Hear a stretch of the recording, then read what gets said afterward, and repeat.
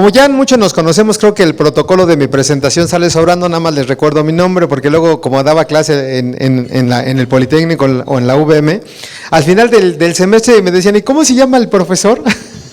Espero que no sea el caso, ¿eh? José Antonio González Castro, para servirles. Me pueden decir contador, me pueden decir profesor, me pueden decir maestro, me pueden decir José Antonio, me pueden decir como gusten. Vamos a dar inicio y las preguntas, como bien saben, en el transcurso de la sesión serán siempre bienvenidas.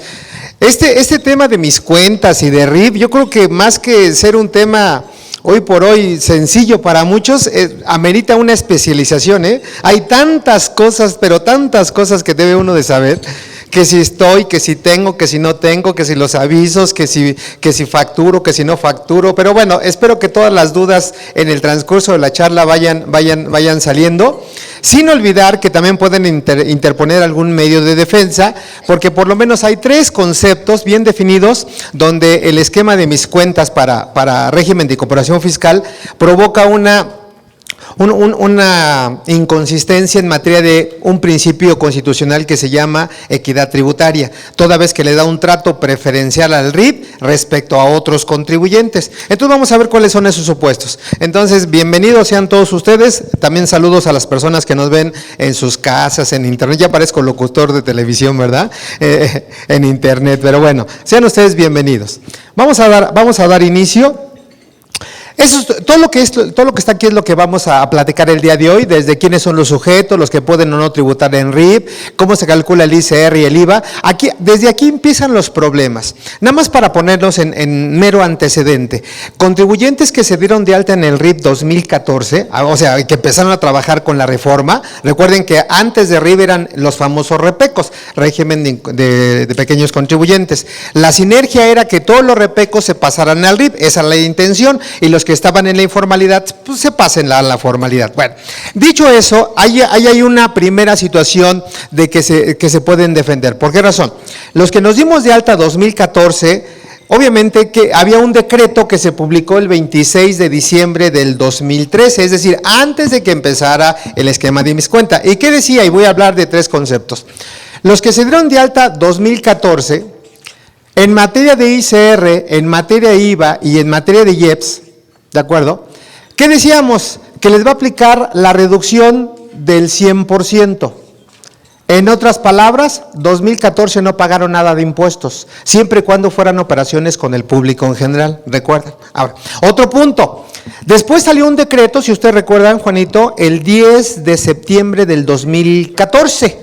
Y después salió una ampliación de ese mismo decreto en el 2015, en el mes de marzo. Ahora, ¿qué decía esa ampliación del decreto?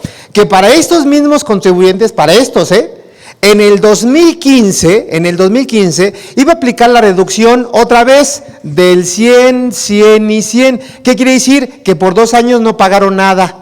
Siempre y cuando, repito, sean contribuyentes que facturaron al público en general, porque si facturan desglosando el IVA o desglosando el IEPS, ese IVA y ese IEPS sí se paga al 100%, ¿estamos de acuerdo? Ahora, ¿por qué menciono esto? Porque los que se den de alta, por ejemplo, en el 2015 o se den de alta en el 2016, pregúntense cuántos años van a tener derecho a la reducción. En estos casos, solamente 1 año con derecho a la reducción del 100%. Y yo pregunto, díganme si esta disposición no es inequitativa. Por el simple hecho de darse de alta a partir de 2014 tuvieron 2 años de beneficios, a partir de 2015-2016 tienen 1 año de un beneficio. ¿Me explicó? ¿Qué pasa? Que muchos de los contribuyentes que estamos acá y los que empezaron acá, sorpresa, a partir del año 2016 van a pagar un 10% de ICR, un 10% de IVA y un 10% de IEPS. Pero que no se les olvide, siempre y cuando sean contribuyentes que facturan al público en general. Y algo que a lo mejor puede resultar un poquito ocioso. Esos contribuyentes que acabo de mencionar, para efectos del comprobante que tienen que dar un comprobante simplificado. ¿De acuerdo?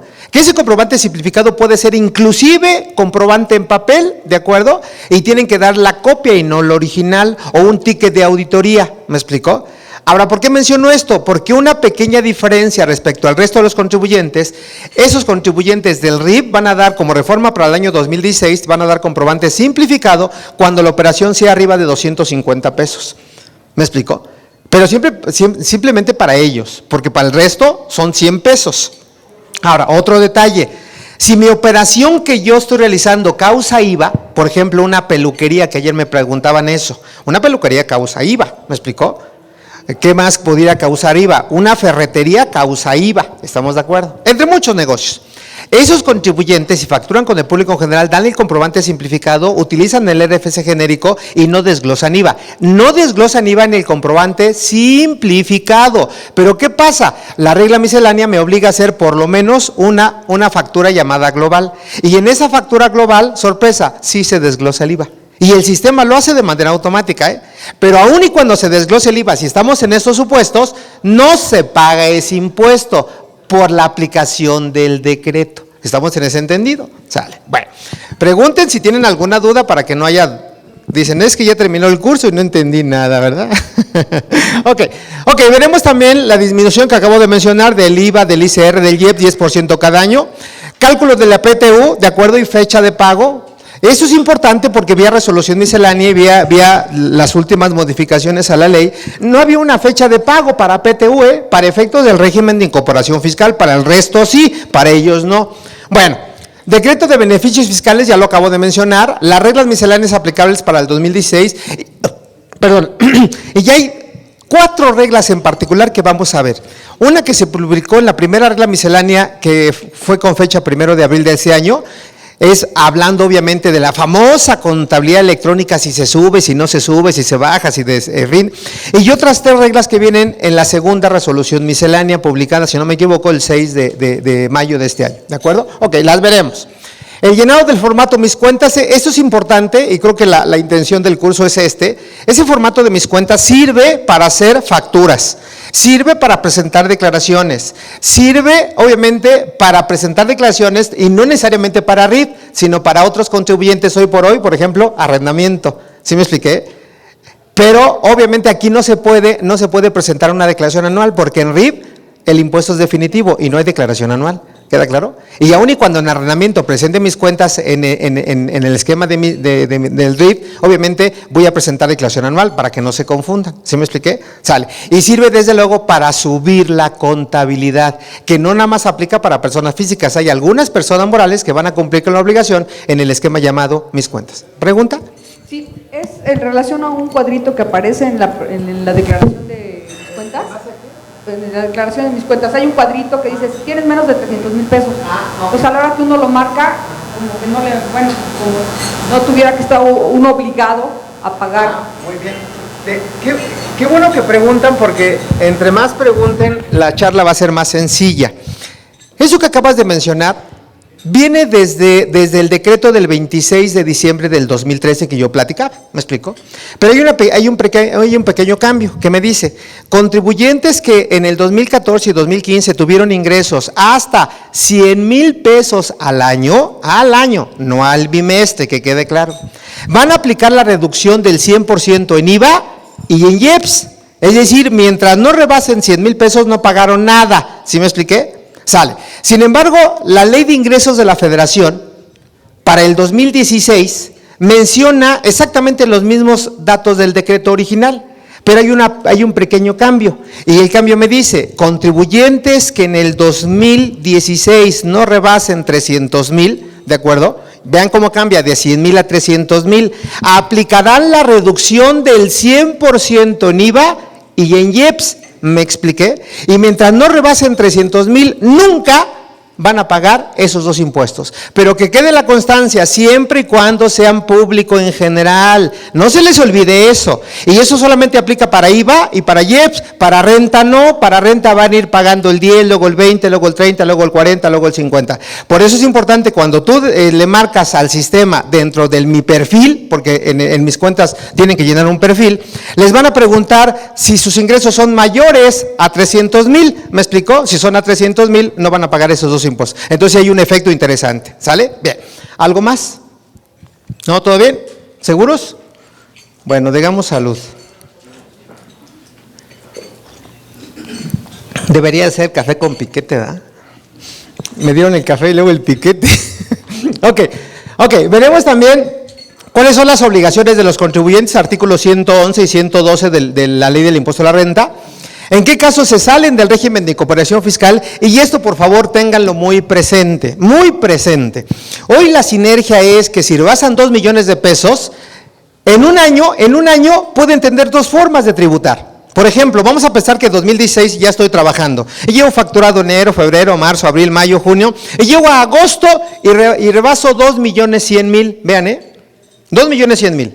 Entonces, ahí cómo tienen que hacer sus declaraciones. Lo que es julio y agosto, ¿de acuerdo? Presentan el último bimestre del RIF, pero hasta 2 millones de pesos.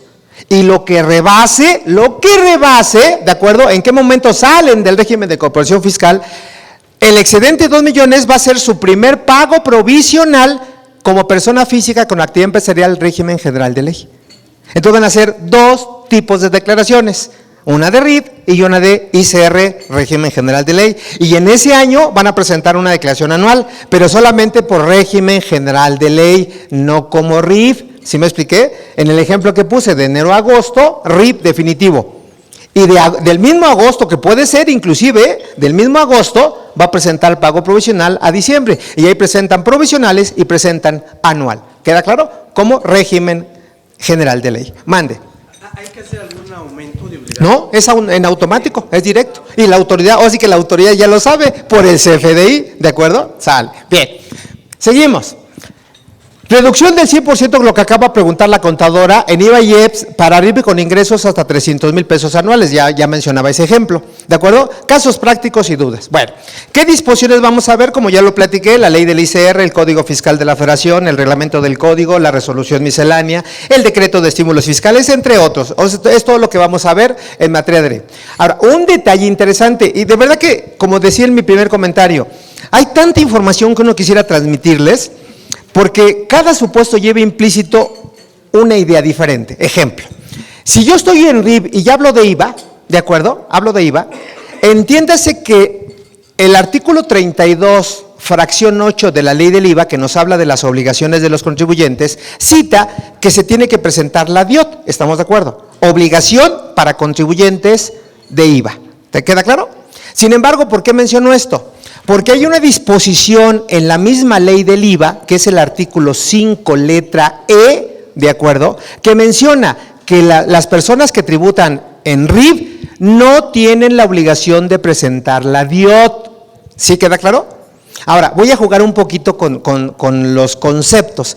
¿Y qué pasa si yo tuviera, espero se vea y si no lo hago más grande, qué pasa si yo tuviera régimen de incorporación fiscal que sí causa IVA? O sea, sí causa IVA, pero no presento la DIOT, ¿estamos de acuerdo? Pero ¿qué pasa si yo tengo ingresos por arrendamiento? Arrendamiento sí causa IVA. Bueno, obviamente siempre y cuando no sea casa habitación o siempre y cuando no sea amueblada, ¿estamos de acuerdo? Pero sí causa IVA y de principio sí presento la DIOT, ¿estamos de acuerdo? Ahora, entonces presento la DIOT, pero solamente por arrendamiento, por RIF no. ¿Sí me explicó? Ahora, ¿y qué pasa? Vean, ¿y qué pasa si derivado del arrendamiento yo aplico la deducción ciega que viene en el artículo 115 de renta? ¿Qué dice la regla miscelánea? Que es una de las bondades de la segunda resolución miscelánea, que por el ingreso por arrendamiento, escuchen, no presento DIOT. Pero ese es un juego un poquito interesante, porque recuérdense que la deducción ciega, yo puedo aplicarla desde enero hasta noviembre. Y en diciembre puedo cambiar a deducción con comprobante. Sí estamos en ese entendido, ¿no? Entonces, si yo cambio en diciembre deducción con comprobante, sorpresa, aplico la DIOT de manera retroactiva desde enero. ¿Queda claro? Entonces depende en qué supuesto estén, porque si de entrada se llevan la idea general, José Antonio dijo que no presentan la DIOT, espérame, depende en qué supuesto te encuentres. Sí quedó claro el ejemplo, lo vamos a retomar, pero les decía, tienen que ubicar su supuesto en particular. Ayer, por ejemplo, bueno, no ayer, antier, que fui a ver un cliente, la persona física tiene ingresos por arrendamiento y tiene menos de 10 salarios mínimos, ¿de acuerdo? El artículo 116 de la Ley de Impuesto a la Renta me dice que para ingresos hasta 10 salarios mínimos se van a presentar declaraciones de ICR de manera trimestral, no mensual. ¿Estamos de acuerdo? Pero hay un detalle importante. Si ustedes leen, y me parece que es el penúltimo párrafo de ese artículo 116, me dice, siempre y cuando el ingreso por arrendamiento sea de manera exclusiva. ¿Qué quiere decir? Que si tienes otro ingreso, ¿de acuerdo?, en principio ya no puedes hacer pagos trimestrales, los pagos tendrían que ser mensuales y no trimestrales. ¿Sí se entendió? Ahora, ¿por qué también se menciona esto? Porque si en renta el pago es trimestral, el IVA el pago es trimestral, y si en renta es pago mensual, el IVA es pago mensual. Entonces tienen que ir jugando con las diferentes obligaciones. ¿Nos vamos entendiendo? Porque yo siempre he estado convencido que el llenar el formato es lo más sencillo. Es lo más sencillo, pero bueno, tiene sus peculiaridades. Seguimos entonces. Ok, aquí viene un primer problema de reflexión.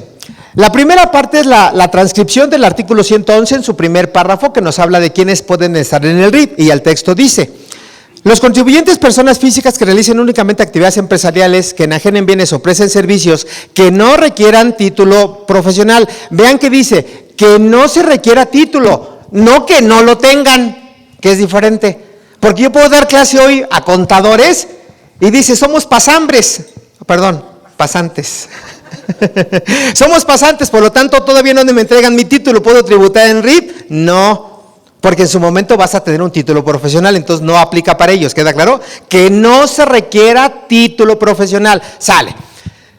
Podrán optar por pagar el impuesto a la renta en los términos establecidos en esa sección, siempre que los ingresos propios, aquí viene la parte importante, no viene excedido de cantidad de 2 millones de pesos. Ahora, simplemente parte de un escenario, piensa mal y acertarás. Esos ingresos propios, ¿cuáles son? A título de pregunta, los ingresos facturados, los ingresos cobrados, la diferencia de ingresos menos deducciones o los ingresos totales. La ley no lo aclara. ¿Y por qué menciono esto? Porque muchos abogados hoy en el mercado, toda vez que no lo está aclarando, me dice que los ingresos propios pudieran ser estos. Entonces, ¿cuál pudiera ser un pequeño ejemplo interesante? Facturen 100 millones de pesos. Tengan deducciones de 99 millones de pesos. ¿Cuál es su ingreso grabado? 1 millón, no rebasa 2 millones, ¿puedo tributar? En RIF. Vean las bondades que puede dar el sistema.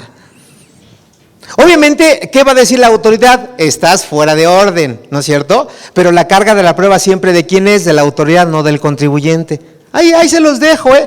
La idea de esta lámina es que no está definido este concepto. No está definido, ¿eh? Por eso yo puse ese tipo de observaciones. Pero la idea general, que también viene otra observación, ¿cuál pudiera ser? Fíjense. A ver, vámonos a lo tradicional, Vamos a pensar que hoy yo facturo en un año, 2016, 2.300.000. Facturé, aquí estoy. Pero de esos 2.300.000 cobré 1.950.000. Pregunta, ¿puedo estar en RIF? Pues sí, porque el esquema de RIF es el ingreso cobrado, no el ingreso facturado. ¿Sí queda claro? Es flujo de efectivo. Vean inclusive que finalmente me dan la razón. Aun y cuando yo rebase aquí, mientras el ingreso cobrado sea menos, hasta el tope de 2 millones de pesos, puedo seguir tributando en régimen de incorporación fiscal. ¿Nos vamos entendiendo? O sea, espero que sí, ¿eh? Recuerden que lo facturado no cobrado no tiene efectos fiscales, y ahorita les voy a compartir algo que pueden hacer con la persona moral. Fabuloso. Hoy te viene el micrófono. Buenos días. Buen día. Tengo una duda. Sí. Ahorita se está dando el auge de Uber, ¿no? Sí. De los taxis. Entonces, yo he escuchado versiones que no pueden estar en RIF y otros que sí. En tu opinión, ¿cuál sea tu opinión? Ok, muy sencillo. Vean, muchas veces las cosas caen por su peso. Aquí, vamos a regresarnos a la lectura. Me dice, contribuyentes, personas físicas que únicamente realicen actividades empresariales, enajenen bienes o presten servicios. ¿Dónde creen que está el servicio de Uber? Hay 3 supuestos: actividad empresarial, enajenación de bienes o prestación de servicios. ¿Dónde está? Juanito, ¿dónde está? A ver, es que escuchen todos. Yo considero que está en actividad empresarial. ¿Por qué? Es la prestación de un servicio y no requiere título profesional. Okay. Bueno, Un poquito, es correcto lo que dice Juan, un poquito más estructurada la respuesta. Están en actividad empresarial porque el Código Fiscal de la Federación, si usted lo lee en el artículo 16, me define cuáles son las actividades empresariales. Y en ese sentido dice, son actividades empresariales lo que de acuerdo al Código de Comercio se considera como acto de comercio. Y me voy al artículo 75 del Código de Comercio y menciona que el transporte público terrestre, sorpresa, es actividad empresarial.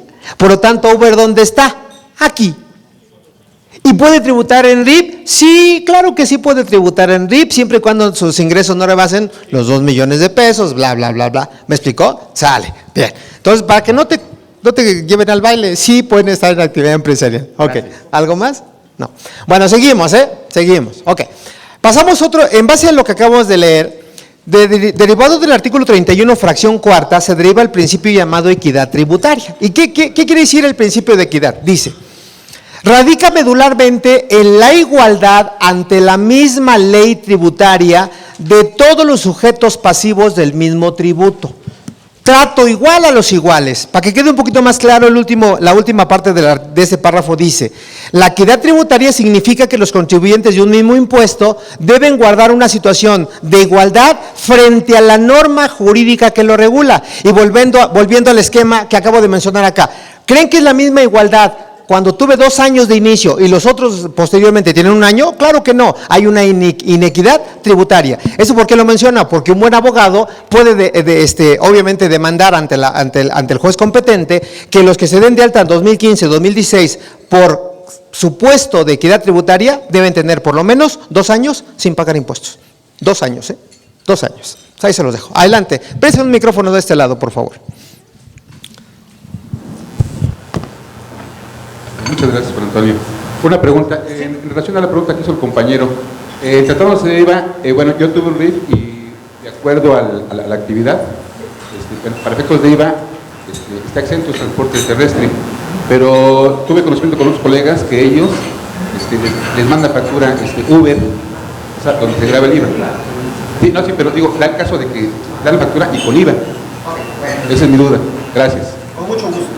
Siempre que hagan una pregunta, que se las agradezco, díganme su nombre, porque yo no conozco a todos. A ti ya te conozco, pero a ti no me acuerdo, no tengo el gusto de conocerte. Rogelio López. Gracias, Rogelio. Efectivamente, el artículo 15 de la ley del IVA nos habla de los conceptos que en materia de prestación de servicios se consideran como ingresos exentos. ¿Estamos de acuerdo? Y hay una fracción que dice que el transporte, agrego, Rogelio, transporte público terrestre está exento de IVA, ¿de acuerdo? Siempre y cuando sea local, ¿de acuerdo? Porque si es ya foráneo, ¿de acuerdo? Ya causa IVA, primera regla. Ahora, lo que se deberían de preguntar, Rogelio, es, ¿Uber es transporte público o es transporte privado? O sea, eso, porque dependiendo de la respuesta, ahí yo te diría, si está exento, está grabado del IVA. Yo les doy nada más mi experiencia. Yo he visto que algunos Uber, y me han enseñado el documento, deben tener autorización por la Secretaría de Trabajo, por la Secretaría de Transportes y Vialidad, para que operen como transporte. Si no tienen esa concesión o ese permiso, no pudieran trabajar. ¿Me explicó? Bajo ese escenario, yo argumentaría, Rogelio, yo, que el transporte de Uber con esas características particulares es transporte público y no debiera desglosar IVA. Mi punto de vista. Con ese documento, si no tienes ese documento, entiéndase que es transporte privado y el transporte privado está grabado el IVA al 100%. ¿Sale? Bien. Que ya lo veremos con calma, ¿de acuerdo? Bien. ¿Alguna otra pregunta antes de seguir? Sale. Te presto mi micrófono. Buenos días, soy el contador José Loreto Benítez y tengo aquí una pregunta con relación también a Uber. Nosotros en la compañía donde estoy prestamos servicios para transporte a una compañía aérea. Le llevamos el personal, pero dentro de eso también Uber nos pide apoyo. En algunos casos y le damos ese servicio a Uber. Entonces Uber lo que hace es que al final del mes nos deposita una cantidad se descuenta sus comisiones y nos deposita. Ahí mi pregunta es, ¿qué tenemos que hacer? ¿Alguna factura como ventas al público? Bueno, acá hay dos escenarios que yo percibo. Volviendo con el caso de Uber.